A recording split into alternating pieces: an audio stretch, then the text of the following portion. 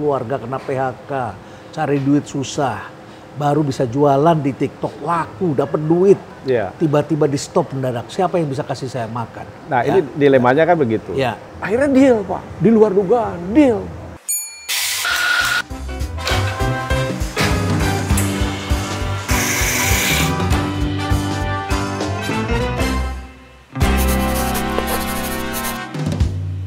Kang Teten Mas Duki, selamat datang kembali di Rumah Perubahan. Ini yang kedua ya. Yang kedua, terima kasih Kang. Ya, saya berteman dengan Kang Teten cukup lama. Saya tahu dulu Kang Teten adalah aktivis anti korupsi, kemudian masuk di KSP, kantor staf presiden, gitu ya. Kepala staf presiden. Ya, kemudian saya lihat di situ capek sekali. Kita hanya sempat ngobrol sebentar biasanya di sana ya. Susah waktu. Susah waktu. Tapi kemudian setelah itu saya lihat dombanya ada di Istana Bogor. Pak Presiden itu kalau lagi pagi-pagi sekarang suka ngasih makan domba ya. Domba ya. Dan biasanya dibarisin kalau Pak Presiden mau berangkat ke kantor, ya, dibariskan oleh Pampres. Sama Pas Pampres. Pampres. Oh. Karena Pak Presiden biasanya nyari dulu katanya. Ya, itulah ciri khas tentara ya, dibikin baris berbaris dulu ya. Domba juga. Kang Teten dari Garut, ya. Betul ya? Iya, betul. Sekarang sebagai Menkop UMKM, ya. Dan sangat senang dengan domba. Domba. Ya. Itu produknya Garut ya, itu memang Garut. hewan aslinya Unggulan Garut ya. Garut ya. Apa latar belakangnya sampai senang dengan domba itu? Iya, karena dulu kalau di Garut itu kalau nggak punya domba Garut, ya nggak bisa bergaul lah. Oh. Jadi itu simbol sosial. Simbol sosial. Jadi kan memang dombanya juga cantik ya. Cantik. Itu domba unggul lah. Dari bobot termasuk bobot pedaging. Ya. Terus penampilannya cantik. Jadi memang untuk pet itu bagus. Keren ya. Keren sekali. Dan pagi-pagi Pak Presiden di situ atau Mas Pratik. Ya, itu suka kaget, suka ada bunyi duk, bunyi domba lagi seluruh. Kata Pak Pratik begitu, kalau ada tamu negara, itu kan sekarang di seberangnya ruang presiden. Nah itu kan domba Garut tuh suka nubruk kandang, jadi sering sekali tamu negara tuh kaget katanya kalau suara begitu ya. Ya, baik.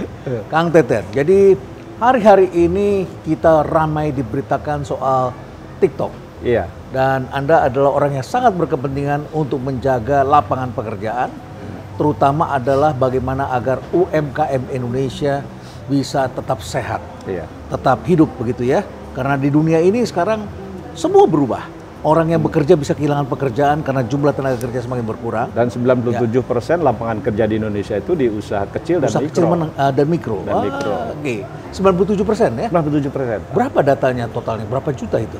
64,2 juta kan. 64,2 juta pelaku usaha UMKM itu, 96%-nya mikro. Jadi 97% itu kecil dan mikro, Pak. Nah, karena itu waktu dampak penjualan barang murah dari Tiongkok di TikTok yang memukul UMKM, yang pertama menjerit itu memang UMKM, Pak. UMKM. Nah, jadi saya sebagai Menteri UMKM saya harus melindungi. Kalau memang punya dampak membaca sosial besar. ini tidak mudah bagi awam.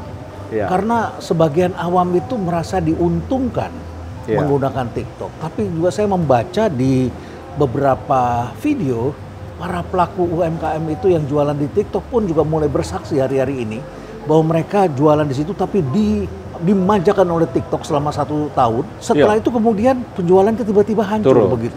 Itu banyak testimoni yang disampaikan oleh para seller besar di TikTok yang memang dari awal-awal mereka hit banget jualan di TikTok. Nah, ada yang followernya 2,8 juta. Dan waktu itu kami datang ke kantor para seller itu. Dipanggil, diajak ngomong, kami ajak dicari informasi. Jadi pengen tahu lah. Ya, memang betul. Mereka kalau sudah besar, mereka diminta menjual produk dari Tiongkok. Gitu. Dan mereka juga kalau masih jualan produk lokal, mereka juga di-ban, di shadow ban.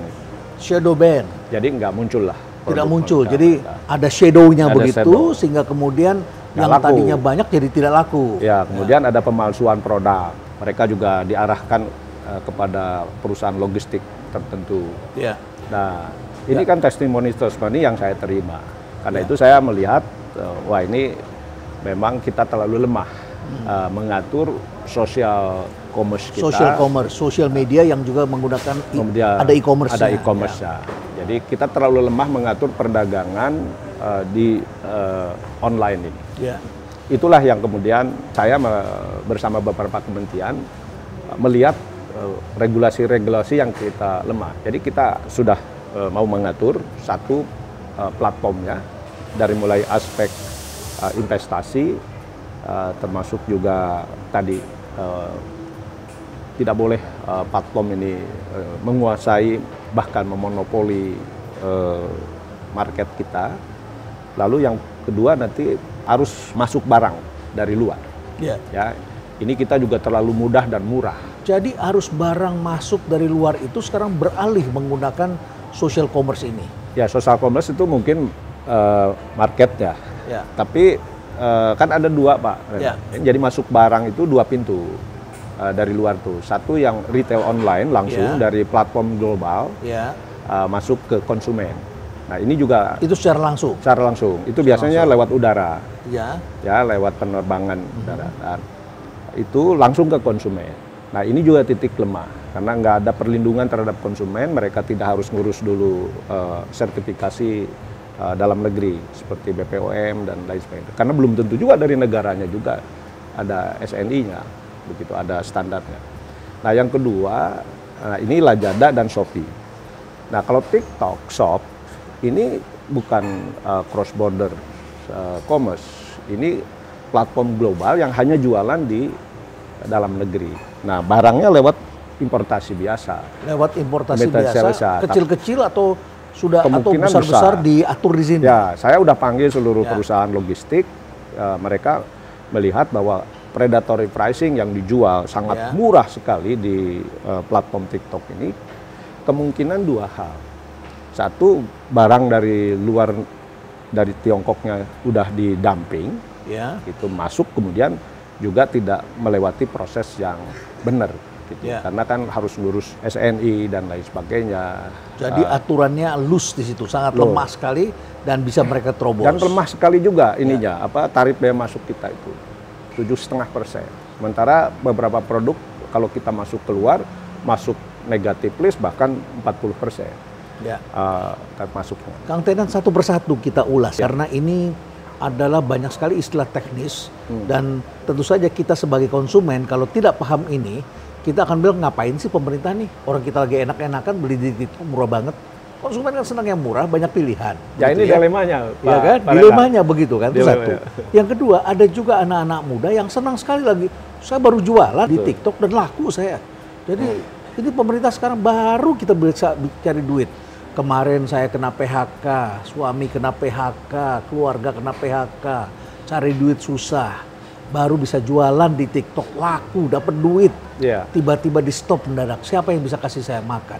Tentu kan mereka akan kecewa dan protes. Betapa aku sangat bersyukur karena aku bisa mendapatkan pekerjaan sebagai afiliator TikTok Shop dan bekerja sama dengan UMKM lokal, Pak.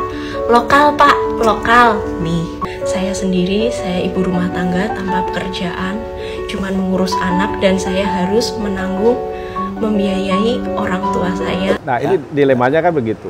Ini ada tadi seller, afiliator, sama konsumen yang sekarang teriak tuh. Tapi ini kan mesti kita jelaskan dulu nih kepada para pendengar. Afiliator itu adalah orang yang jualan di dunia online itu dan dia pandai menyampaikan, tapi barangnya nanti dikirim langsung oleh yang punya barang. Yang punya barang langsung ke sana, ditaruh di TikTok. Kalau nanti terjadi transaksi, dia sudah langsung dapat otomatis 20%, 30% begitu ya. Jadi si afiliator ini senang sekali karena mudah dan dia nggak perlu stok. Tapi pemerintah kan perlu melindungi produksi dalam negeri. Pasti. Kalau diserbu barang dari luar dengan harga di bawah HPP, itu yang kita sebut predatory pricing. Menjual di bawah harga pokok. Harga biaya. Nah ini pasti kan lumpuh. Jangankan UMKM, industri pun pasti lumpuh. Produksi manufaktur juga pasti lumpuh. Ini kan barang-barangnya kan ya consumer good lah. Ini saya mesti jelaskan dulu kepada netizen ini ya. Jadi kalau manufaktur kita mati, bukan berarti itu baik. Karena satu pekerjaan, yang kedua adalah kita nggak punya stok dengan mudah. Ambil contoh kemarin pada waktu pandemi. Di Amerika itu cari masker nggak ada, Kang Teten. Betul. Karena semuanya import. Betul. Tapi di Indonesia nggak ada, karena kita belum tahu bahwa kita butuh. Tapi dalam tempo 1 bulan, semua orang sudah produksi masker, sudah produksi APD ya, sudah langsung. Karena manufakturnya ada di sini. Ya, jadi itu bisa mematikan manufaktur. Oke, lanjut Kang Teten. Ya itu tadi kan, yang kita harus lindungi itu kan bagaimana produksi dalam negeri, jangan sampai lumpuh. Karena ini akan menimbulkan pengangguran, ya, dan kemudian daya beli juga akan semakin menurun. Tadi konsumen yang saat ini mungkin senang dengan harga murah, suatu ketika hilang. Sama sekali nanti mereka hilang. Jadi ini bisnis yang tidak sustain. Jadi dalam jangka pendek memanjakan kita, satu ketika itu diambil semua oleh mereka karena mereka kuasai platformnya, mereka yang menetapkan harganya, mereka punya datanya, dan mereka kuasai manufaktur. Betul. Dan logistiknya juga sama mereka nanti. Mereka semuanya. Kalau yang kita lihat Project S TikTok kan semuanya terintegrasi, ya dikuasai gitu. Nah ini yang kita lihat punya kemampuan dari segi layanan dia memonopoli, dari segi market dia sekarang dengan menggabungkan social commerce dengan e-commerce-nya itu udah pasti dia akan menguasai big datanya. Ambil contoh saja yang ramai belakangan ini, Skintific. Iya. Saya jadi teringat dengan klinik Tongfang dulu. Iya. Tongfang. Iya. Di TV terus Tongfang. Masih ingat kan ya? Iya. Yang klinik itu. Dan kemudian orang berpikir, wah ini ada di Mangga Besar dan kemudian ada Shinsei yang jago yang datang gitu ya. Ternyata itu adalah orang dari sana semua yang menjual produknya dari mereka gitu ya. Dan itu bisa mematikan industri dalam negeri yang sudah bertahun-tahun turun-temurun dibangun di dalam negeri. Kira-kira begitu ya. Iya. Nah, Skintific itu kabarnya juga tadinya diduga itu dari Indonesia karena yang menjual ada afiliatornya orang-orang Indonesia. Kemudian dibaca ternyata ada di negara lain katanya. Dilaporkan dari Kanada. Dari Kanada. Padahal bukan juga. Padahal dari Guangzhou kalau nggak salah. Semacam itu ya. Nah jadi ini kan model praktek pemalsuan ya. Semacam itu kan sudah dilaporkan banyak. Dari para internet marketer yang kalau menjual di online itu mereka selalu khawatir sebelum hakinya didapatkan lagi diurus produk palsunya sudah beredar. Nah jadi ini memang harus kita waspadai Pak Renat. Ya harus diwaspadai. Dalam waktu 2 tahun e-commerce yang sudah tumbuh 12 tahun lalu itu habis hampir antara 30 sampai 40% market mereka. Sekarang berapa seller yang ada di TikTok? Di awal menjelaskan cuma 2 juta, tapi sekarang diberitakan 6 juta. Saya nggak tahu yang 4 juta itu apakah afiliatornya tadi. Nah ini yang kita nggak pernah dapat report yang benar. Kalau yang download itu kurang lebih sudah 113 juta. Orang Indonesia yang sudah mendownload TikTok. Mereka pengguna TikTok. Nomor 2 terbesar di dunia ya. Karena kan awalnya kan medsos. Orang masuk ke medsos dengan maksud ke e-commerce kan pasti berbeda tujuan. Kalau yang masuk ke e-commerce pasti terbatas. Nah masuk ke medsos itu kan orang untuk mencari kesenangan sosial dan teknologi TikTok kan canggih.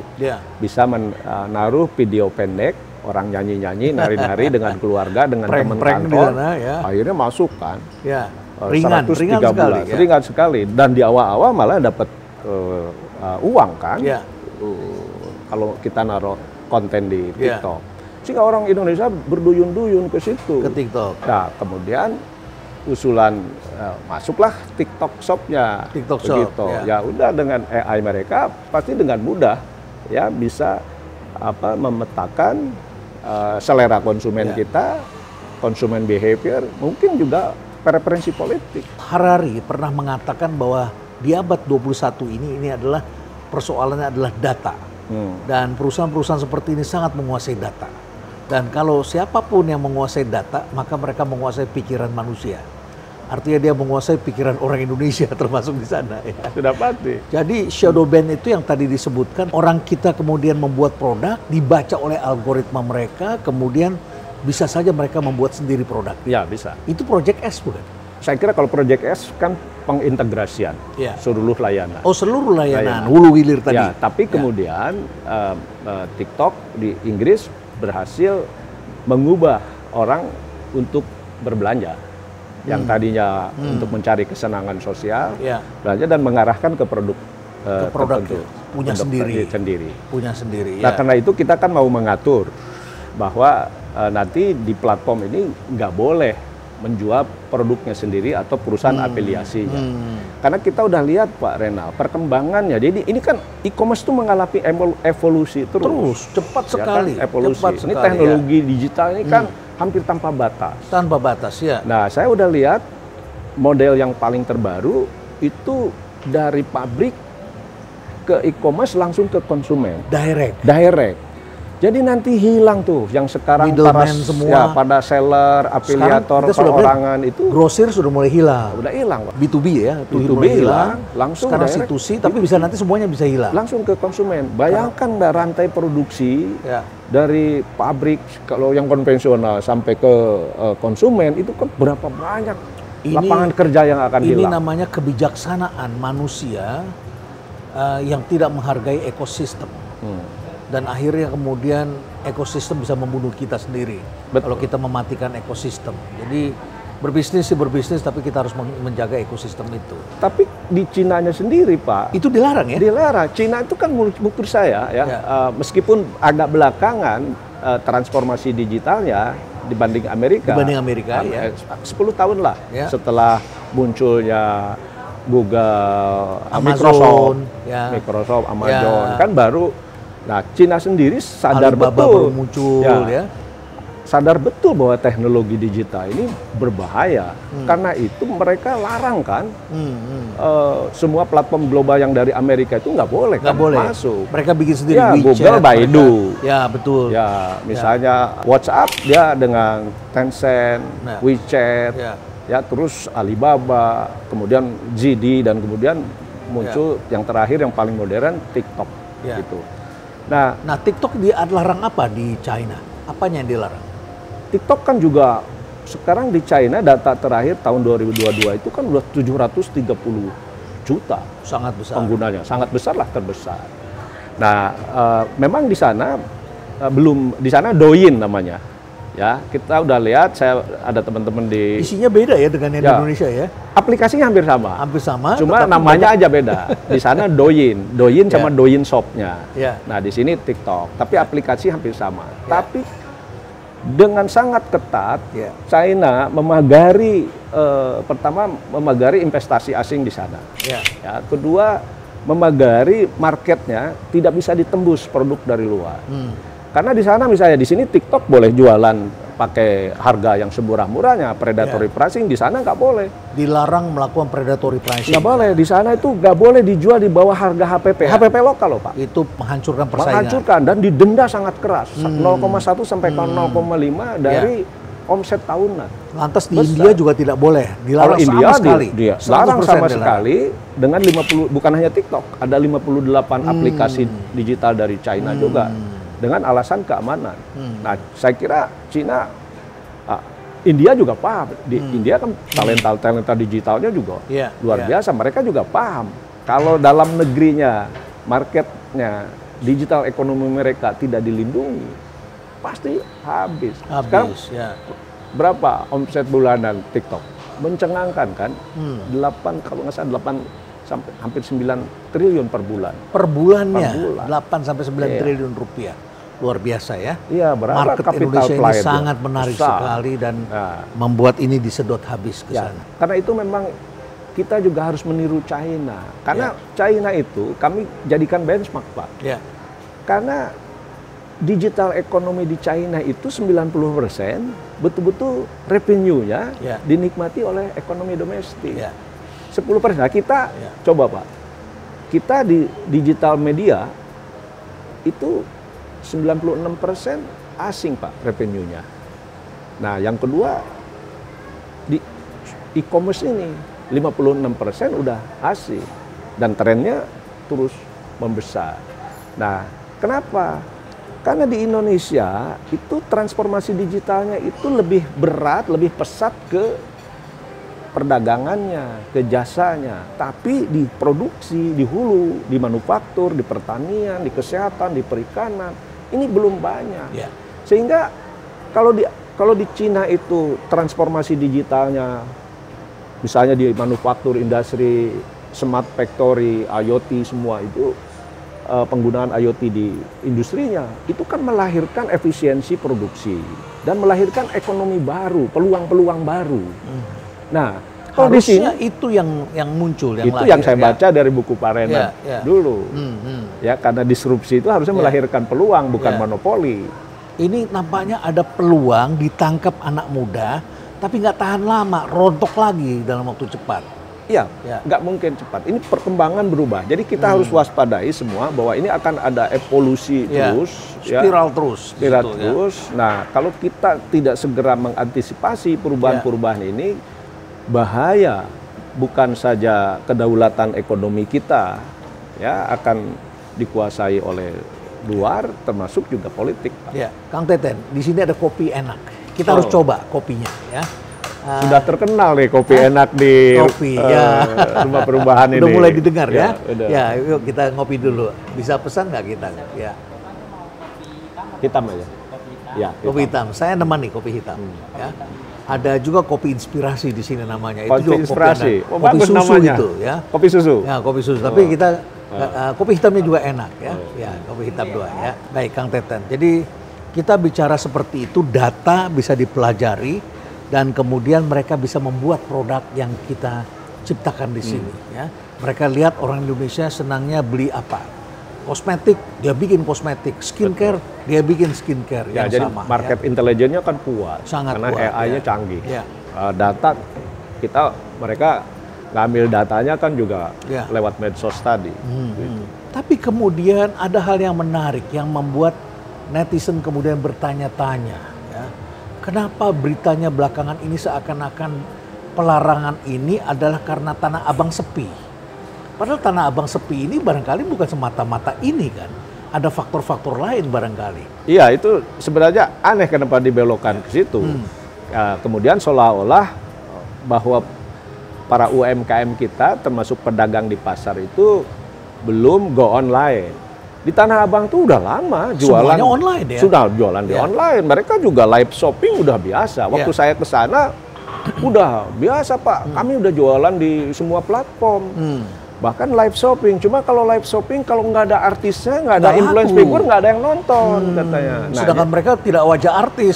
Mereka kan mungkin juga punya bayar. Ya, mahal endorse itu. Oh, bayar artis kan mahal, Pak.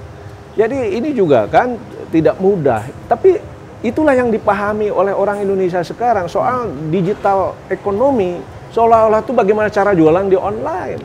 Padahal ini kan bukan. Bagaimana transformasi digital itu juga memperkuat produksi kita, gitu. Dan ini yang masih belum banyak. Hanya berapa hitungan jari, Pak. Yang anak muda, yang aplikasi digital, yang memperkuat misalnya para nelayan kecil, misalnya Aruna. Lalu e-fishery, e-fishery sekarang ada Fishlog, ada Hara, ada Praktis yang merupakan ekosistem bagi anak muda yang baru memulai usaha, bagaimana mengakses pembiayaan, bahan baku dan lain sebagainya. Nah, yang kita butuhkan itu aplikasi digital membantu mengagregasi produsen-produsen kecil, produser-produser, small produser, terhubung ke market, terhubung ke pembiayaan, terhubung ke ekosistem. Nah, kita butuh ini. Nah, tapi yang ini baru sedikit. Yang pesatnya di hilirnya, di perdagangan. Akibatnya di perdagangan ini makin banyak pemainnya. Kue ekonominya ya nggak membesar, pembaginya makin banyak, gaduh makanya gitu. Jadi mungkin sekitar 1,5 tahun yang lalu, toko saya ini pernah dikasih kejayaan sama TikTok Shop. Saking jayanya waktu itu juga, mungkin kalau dipelihara sekarang, omset saya bisa miliaran. Waktu itu saya jualan skincare kan di TikTok. Waktu belum banyak yang jualan, saya jualan di TikTok duluan dan disupport penuh sama TikTok ya. Jadi kayak ada kupon-kuponnya gitu. Penjualan traffic saya itu dari penonton juga banyak banget dan dikasih juga kayak goal-goal itu banyak banget deh pokoknya penjualannya waktu itu. Kalau nggak percaya bisa cek di TikToknya Rena Beauty Store. Di situ kan kelihatan terjual berapa ribu piece ya. Jadi sebelum itu kita itu kayak dimanjakan banget sama TikTok Shop. Dan tahu nggak setelah itu apa? TikTok mungkin membaca algoritma kita, behavior kita itu sedang apa yang diminatin gitu ya di Indonesia, terus apa produk-produk yang laku, dan setelahnya boom banget, pokoknya spektakuler banget itu bermunculan skincare. Dimana mungkin itu kayaknya perusahaan cangkang dari TikTok sendiri ya. Mungkin kan Project S nggak boleh, terus akhirnya dia itu mencari cara gimana caranya dia bisa jualan juga. Karena menurut saya ini sangat nggak masuk akal sih untuk kemunculannya si biru. Jadi ada skincare biru dan ada versi murahnya juga yang itu ternyata produk impor dari Cina. Pedagang di pasar Tanah Abang teriak. UMKM yang sudah go online kan ada 22 juta juga. Nggak bisa bertahan lama juga. Nggak bisa. Katanya harus online to offline. Jadi online juga, offline juga. Betul. Tapi kalau dijual di TikTok itu harganya bisa murah sekali. Karena TikTok juga membakar uang di sana. Jadi harga murah. Tapi begitu konsumen pengen pergi ke Tanah Abang lihat barangnya, harganya harga mahal. Karena tidak dijual di TikTok. TikToknya bakar duit di Tanah Abang tidak bakar duit. Udah nggak mungkin lagi. Itu tadi testimoni pelaku. Ini kopinya kan. Jadi nggak mudah juga jualan di online itu. Gitu. Kalau produknya kan juga masih mahal begitu ya. Dan karena itu penting kita nanti akan atur selain arus barang masuk supaya jangan masuk barang dumping, masuknya harus benar. Dan juga jangan sampai dijual di bawah HPP domestik. Mereka juga harus ngurus SNI-nya, Badan POM-nya. Karena yang di dalam negeri harus ngurus itu semua. Sementara mereka enggak. Nah ini kan enggak adil. Gitu. Seperti apa gambaran UMKM Indonesia belakangan ini? Kalau kita lihat ya pembicaraan ini ramai semuanya dunia online. Tapi kan juga ada masyarakat yang tidak jualan online, tidak hiruk pikuk di sana. Seperti apa gambaran dan pembinaan UMKM kita? Jadi kan kalau kita bicara UMKM tidak hanya di Jakarta, kita berbicara tentang seluruh Indonesia yang punya keunikan produk yang berbeda-beda. Apa gambaran UMKM Indonesia hari ini? Nah, UMKM kita kan tadi 96% itu mikro. Nah, mikro ini kan sebagian informal. Omsetnya di bawah 2 miliar. Dikerjakan bersama keluarga. Bahkan BI juga menyebutkan pembiayaan mereka itu 69% masih pembiayaan pribadi atau keluarga. Karena mereka nggak bankable, nggak punya aset. Nggak punya surat-surat resmi, surat tanah pun tidak ada. Sehingga mereka kesulitan untuk mengakses pembiayaan. Perbankan. Karena itu misalnya kredit perbankan sekarang itu untuk UMKM itu kira-kira baru 21%. Nah, korporasi 80%. Padahal tadi 97% lapangan kerja diciptakan oleh usaha mikro dan kecil. Usaha kecil. Nah, karena itu maka UMKM kita sulit mengembangkan usahanya. Ya, skala usaha susah. Mereka nggak bisa investasi di teknologi produksi yang modern, sehingga produknya memang sulit bisa bersaing. Ya, begitu. Nah, makanya transformasi digital ini kan memang kalau dibiarkan tidak terarah, ya ini kan banyak ekonomi lama yang belum siap, bertarung dengan produk yang sangat murah, misalnya dari China, itu pasti kan gulung tikar, Pak. Nah karena itu kan kita bukan anti inovasi, ya revolusi teknologi itu bisa menghasilkan kesejahteraan, ya, tapi bisa juga melahirkan ketimpangan dan ketidakadilan.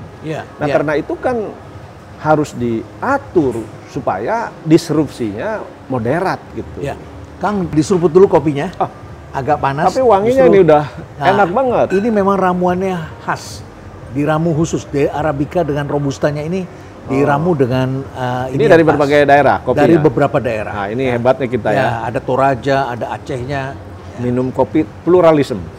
Pluralisme ya. Kopi Indonesia ini. Kopi Indonesia. Oh, enak. Ini pas balance antara acidity dan ininya body ya. Dan memang tanpa gula ini yang enak. Jadi kita lebih rasa, sehat. lebih tahu rasa. Lebih terasa kopinya. Bicara tentang bagaimana ekosistem ini tidak boleh dimatikan supaya kehidupan ekonomi ini dan sosial ini tetap berjalan. Ini tugasnya seorang menteri memang melihat. Ada cerita yang saya pernah dengar bagaimana Kang Teten mengatur selama masa pandemi ketika makanan semua orang membeli lewat GoFood, GrabFood ya dan sebagainya. Kemudian restoran-restoran tidak bisa jualan. Mall tutup sehingga mereka kemudian mencari dan akhirnya ada inovasi yang disebut dengan cloud kitchen itu. Apa yang dilakukan oleh Kang Teten pada waktu itu? Ini jadi pembicaraan ramai ini soal cloud kitchen itu kan dulu GoFood itu kan udah mau investasi dengan Rebel Food di India, Pak Renat. Jadi di India itu seperti GoFood juga. Nah, tapi ketika semakin kuat market Rebel Food itu, kemudian mereka bikin cloud kitchen. Nah, lalu tenan-tenan UMKM yang jualan di Rebel Food itu disingkirin. Oh, dikerjakan sendiri. Digantikan oleh dari kitchen mereka. Nah, lalu kan itu rame kan di India. Itu mematikan ekosistem. Wow, dampak sosialnya besar sekali. Nah, mematikan ekosistem. Lalu mau ke sini. Nah, waktu itu kebetulan saya kenal dengan Pak Boy Thohir, dengan teman-teman GoFood juga waktu itu dengan Andre saya kenal. Kemudian saya ajak ngobrol. Nah, waduh, saya bilang ini kalau model Rebel Food dipakai oleh GoFood jadi di sini. Wah, ini dampak sosialnya saya bilang saya nggak kebayang. Karena 65%-an ya kalau nggak salah itu kan UMKM itu di kuliner. Ya, betul. Ya kan? Sektor makanan minuman Indonesia dahsyat sekali. Dan ini lebih unggul. Ya, karena makanan Indonesia itu kan unggul lah, enak lah. Nggak bisa tahu lah.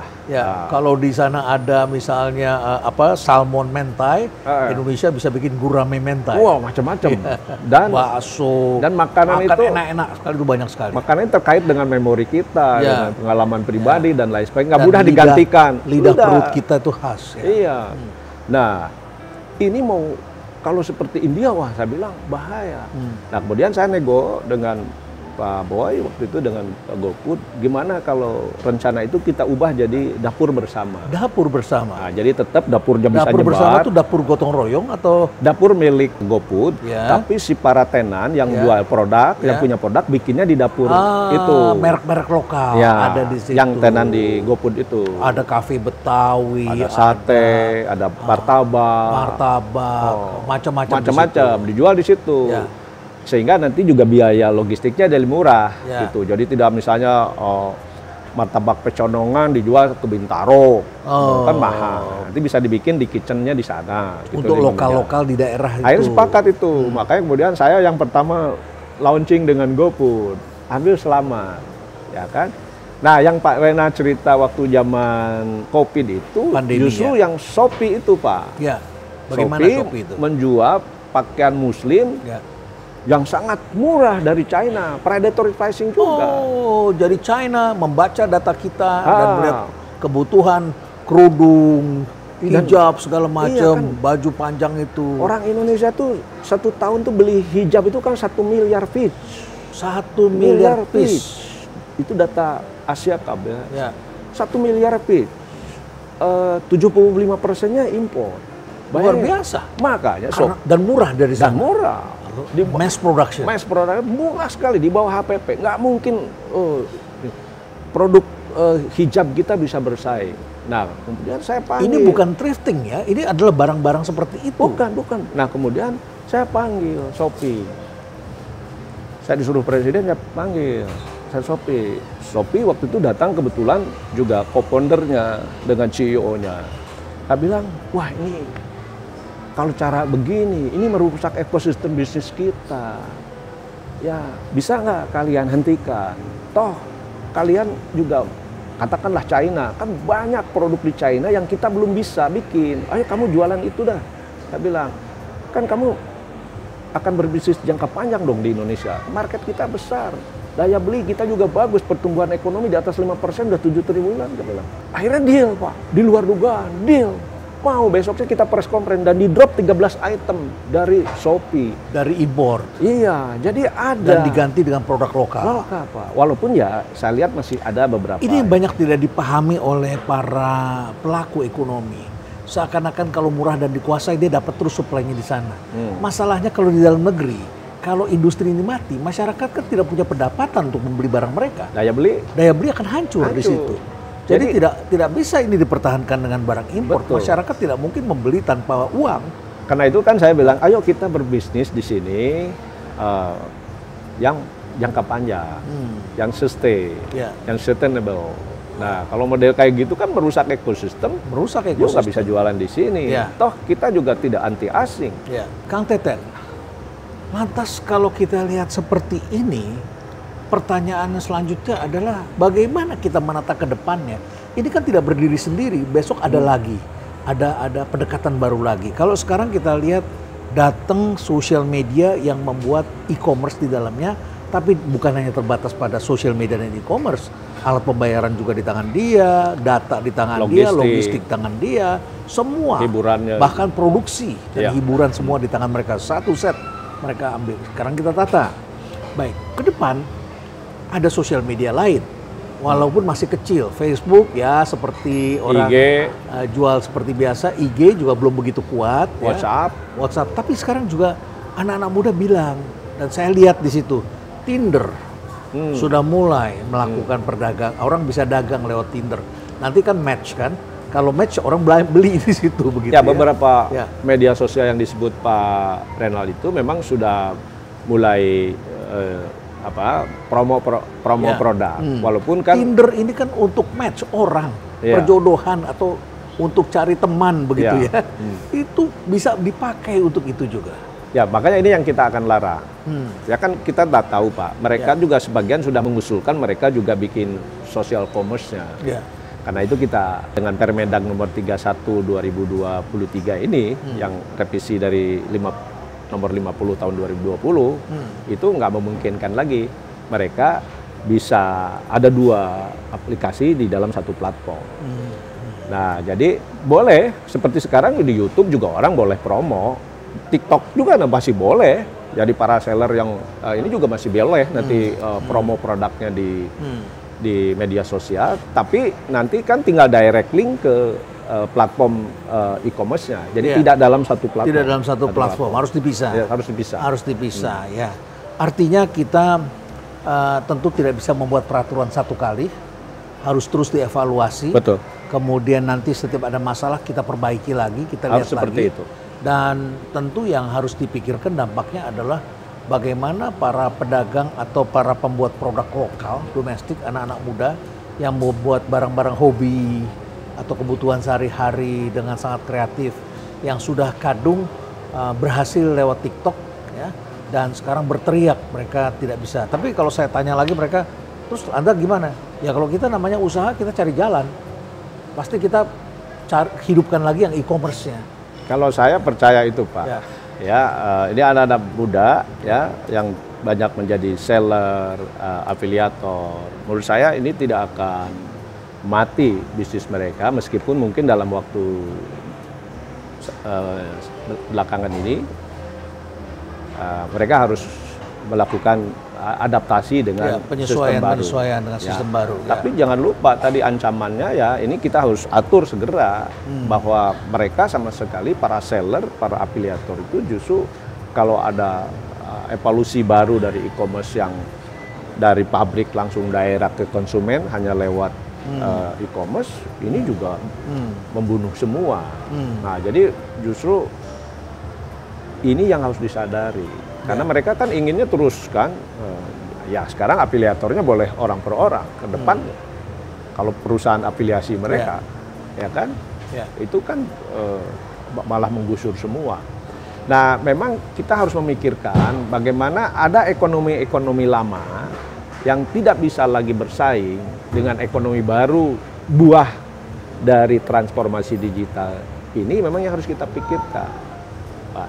Tapi nah karena itu maka transformasi digital itu harus kita perkuat dan lebih terarah, terutama ke sektor produksi untuk membuka lapangan-lapangan kerja baru, bisnis-bisnis baru, ekonomi baru, sehingga kita enggak berjubal di dagang semua. Tidak kerumunan di sana. Kerumunan di sini. Ini masalahnya kan kue ekonominya nggak bertambah, pedagangnya makin banyak. Nah kita harus geser. Nah, padahal kita itu kalau lihat datanya, ASEAN dan Indonesia itu sangat kuat di sektor agriculture dan aquaculture. Agriculture dan aquaculture. Sebut aja beberapa produk. Di ASEAN misalnya sawit. Kita dengan Malaysia udah pemain dunia. Udang. kita dengan Vietnam, dengan Thailand, kita bisa nomor 2 ya ngelawan Ekuador. Pisang, pisang, nanas, dengan Filipina kita bisa berdua pemain dunia. Nah, kalau kita membangun platform bisnis ASEAN dan kita sebagai pembesarnya, ya kan? Dan ini kan 95% SME, pelaku usaha-usaha kecil. Nah, justru butuh aplikasi digital ya yang bisa mengagregasi small producer ini sehingga bisa terhubung dengan market, dan pembiayaan, ya kan, dengan ekosistem lah. Nah, ini bisa melahirkan ekonomi baru. Dan sawit misalnya, sekarang kan hanya dijual CPO-nya atau paling tinggi kita mengolah jadi minyak goreng. Padahal Unilever, buyer sawit paling besar dunia, dia bisa menciptakan berbagai macam produk makanan, ya, produk farmasi. Walaupun Unilever sedang melakukan transformasi lagi untuk meninggalkan sawit dan beberapa produk seperti perusahaan seperti itu ya. Mereka pindah ke kelapa. Tapi kan kita banyak yang lain, Pak. Ada rumput laut. Itu manfaatnya banyak sekali. Pak Jokowi udah memerintahkan saya supaya segera menyiapkan desain hilirisasi yang melibatkan usaha kecil dan menengah, koperasi misalnya. Berarti ini transformasi ini banyak yang harus kita benahi, termasuk di karantina. Ya, karena karantina itu kan aturannya juga banyak sekali. Betul. Bea cukai aturannya juga banyak sekali. Jadi kalau kita mau ekspor, itu aturan-aturannya, perizinannya dari pertanian, dari mana? Waduh. Nah itu tentu yang harus diberesin. Saya pernah ketemu dengan satu orang eksportir ikan, Kang Teten. Dia tunjukin sama saya, Pak Renal, lihat ini izinnya. Ini ruangan ini saya dedikasikan untuk menunjukkan izin-izin yang kami miliki untuk ikan, ekspor ikan. Ya. Jadi itu dari ujung sini sampai ujung sana bolak-balik itu surat izinnya mereka dan masing-masing itu uang. Wah, contoh lah, kami kan ada koperasi di Lampung dengan Great Giant Pineapple kerjasama. Great Giant Pineapple. Giant Pineapple, nah, Lampung. Itu kan 400 hektar. Kita mau ekspor itu bikin kebun pisang.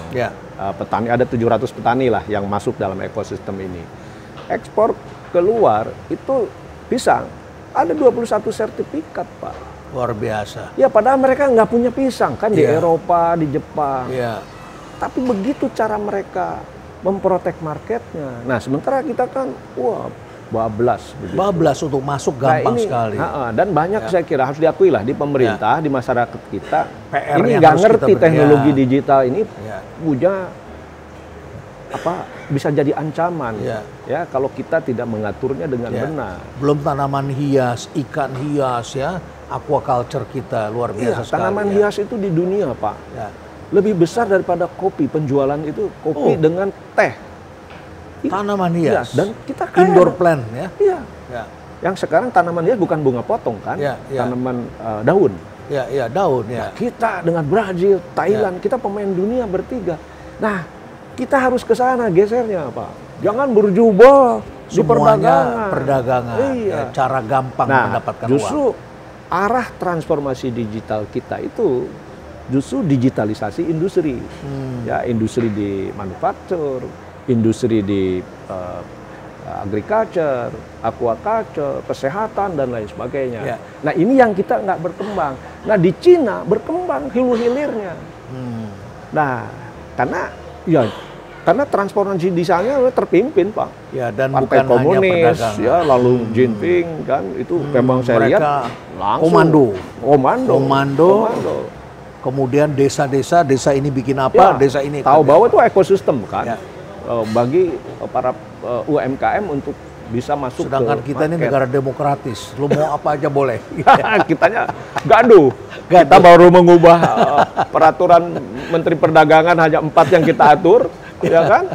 Gaduh. Ya kita kan hanya ngatur 4, Pak. Satu pembatasan platform supaya jangan monopoli, pisah e-commerce dengan social commerce. Kedua, kita membatasi supaya jangan mereka retail online, produknya langsung ke konsumen, harus masuk dulu perizinan. Ketiga, kita melarang e-commerce menjual produknya sendiri. Keempat, kita nggak boleh produk yang dijual impor, baik lewat retail online maupun importasi biasa, nggak boleh di bawah $100. Gaduhnya bukan main, dituding saya anti TikTok, padahal ini mengatur semua, menggigit semua platform. Ini kan dibicarakan hampir setahun, 6 kementerian, dibawa di rapat kabinet, presiden yang nentuin. Jadi bisa kita simpulkan dalam jangka pendek ini memang tidak nyaman. Betul. Ya, dalam jangka pendek ada sesuatu yang berubah, barangkali itu adalah sesuatu yang mengejutkan, tapi barangkali perlu kita ingatkan pada teman-teman kita jangan takut terhadap perubahan, ya, dan yakinkan bahwa ini tujuannya adalah baik untuk menjaga ekosistem, kurang lebih begitu ya. Betul. Jadi kita untuk melindungi ekonomi domestik, ekonomi nasional, ya, dan tentu saja adalah jangan berkerumun. Saya suka dari dulu saya bilang mau jadi entrepreneur itu harus punya obat anti kerumunan. Karena saya lihat kalau saya pergi sebelum sampai ke Cianjur, Kang Teten, itu ada satu daerah yang saya lihat itu kalau jualan tape gantung, semuanya tape, begitu ya. Sejenis semua. Satu jual manisan semua ya. Fotokopi semua kalau di Jakarta dulu kan begitu. Betul. Kerumunan begitu. Tapi memang ada orang yang senang datang pada kerumunan. Itulah esensi dari perdagangan. Tetapi kalau kita ingin berbisnis dengan baik, maka kita harus menciptakan keunikan dan mempunyai produk-produk yang beragam sehingga kita punya daya tawar yang lebih baik, tidak dipermainkan oleh platform. Kira-kira itu barangkali yang bisa kita pelajari. Setuju, ya. Pak. Terakhir Kang Teten, cerita sedikit dong tentang hewan-hewan selain domba yang Kang Teten sedang kembangkan. Saya dengar Kang Teten itu juga senang dengan burung, sekarang aneka burung ya. Aneka burung, merpati, suka ayam. Saya ini senang, makanya semua saya pelihara. Makanya saya suka diledek oleh istri saya, tinggal babi hutan aja yang belum dipelihara katanya. Gitu ya. Itu di Garut semua apa ada di tempat lain? Ada di rumah saya di sini. Ya itu cara saya untuk supaya peradaban tidak terlalu cepat. Untuk memperlambat peradaban supaya lingkungan tidak terlalu rusak. Yang membuat Kang Teten kelihatan jadi lebih segar kelihatannya. Baik Kang Teten, kita harapkan ke depan tamu-tamu saya di sini selain bisa ngopi juga bisa melihat domba cantik dari Garut. Ya nanti domba saya taruh di sini ya Pak. Kita taruh di sini, saya akan pelihara karena di sini juga ada dokter hewan ya. Banyak anak sekolah yang bisa ke sini ya, bisa melihat betapa Indonesia juga mempunyai hewan. Dan masa kita hanya taruh domba Merino dari Australia saja? Harus ada domba Garut. Domba Garut lebih cakep. Garut ya, cantik. Baik. Terima kasih banyak Kang Teten. Sama-sama. Kita harapkan sukses ke depan. Amin. Dan koperasi serta usaha kecil menengah ini tetap jaya di Indonesia karena memberikan lapangan pekerjaan yang bagus. Kita kenal inang-inang yang berjuang, anaknya banyak sekolah doktor. Ada ibunya inang-inang berjuang dari pulau ke pulau dan membawa barang dagangan, kaki jadi kepala, kepala jadi kaki. Kita lihat orang Tasik yang begitu berjaya. Ya, kita lihat kalau orang Garut saya tahu selain bikin jaket kulit juga adalah tukang cukurnya Asgar. Ya, di mana-mana saya tanya, "Anda Asgar ya?" "Asgar," katanya Pak. Kemudian kita lihat lagi ada orang Solo dengan dagang batiknya, pedagang makanan Solo, Jogja, Semarang ya. Kemudian kita lihat lagi orang Bugis yang juga adalah orang-orang entrepreneur, para saudagarnya, orang Minang yang berjual dan segala macam. Jadi suku-suku Indonesia ini memang mempunyai keuletan dalam berusaha luar biasa dan mereka eksis dimulai dari usaha sangat kecil. Ya, tentu kita harapkan mereka akan bisa terus berjuang. Dan jangan sampai pasar-pasar sepi, hiruk pikuk hanya di dunia online. Kerumunan terus kita ciptakan ya, tapi caranya adalah itu jadi market. Terima kasih banyak Kang Teten. Sama-sama Pak Renat. Terima kasih. Sukses, maju terus ya, dan stay relevant.